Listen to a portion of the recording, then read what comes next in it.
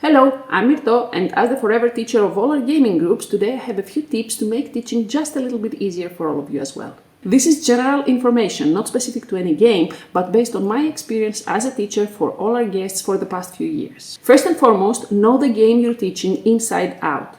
Knowing how to play a game and knowing it well enough to teach others is two completely different things. If you don't know the game well enough, you're going to struggle while teaching, and the more you struggle while teaching, the harder it gets for everyone else to focus and understand what you're saying. My second tip would be to adjust your teaching method to the group you're teaching to. Not everyone learns the same way, and pushing a certain teaching method to people who don't enjoy that method is going to make it harder for both of you. Some people want to know every single detail before the game even starts. Other people want to know the basics and get to know the game even better as it progresses. Maybe an example turn would be ideal for them. Simply ask them before you start teaching. As for the actual teaching, assuming you're going to do the whole thing before the game even starts, make sure you start with a very basic, very general overview of what's happening in the game. Make sure you use the theme if it makes sense to help explain certain ideas, and briefly mention the goal of the game.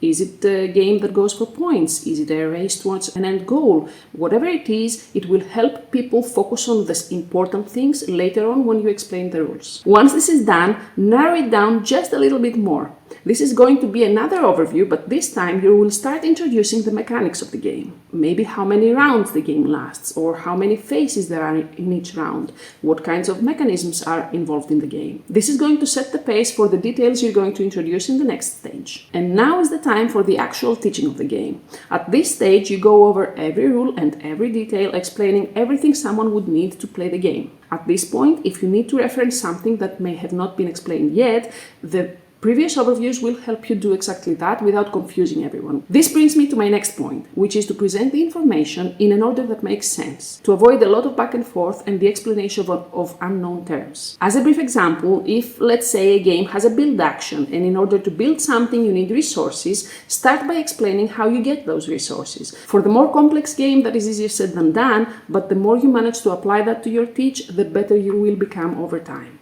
As you're doing that, make sure you don't get hung up on all the teeny tiny details and the corner cases that only rarely come up during the game. Lastly, make sure you check with people along the way. See if they've checked out, or they're lost, or maybe they have questions they are too afraid to ask, or they don't want to interrupt your train of thought. Make sure they feel comfortable asking questions. If they get lost along the way, they won't be able to follow the rest of the teach anyway. That's all I had for today. If you're also a forever teacher and you have more tips to share, make sure you do that in the comments below. Because being a forever teacher is quite hard though, our next video will be full of tips for the rest of the group to help the forever teacher in your group.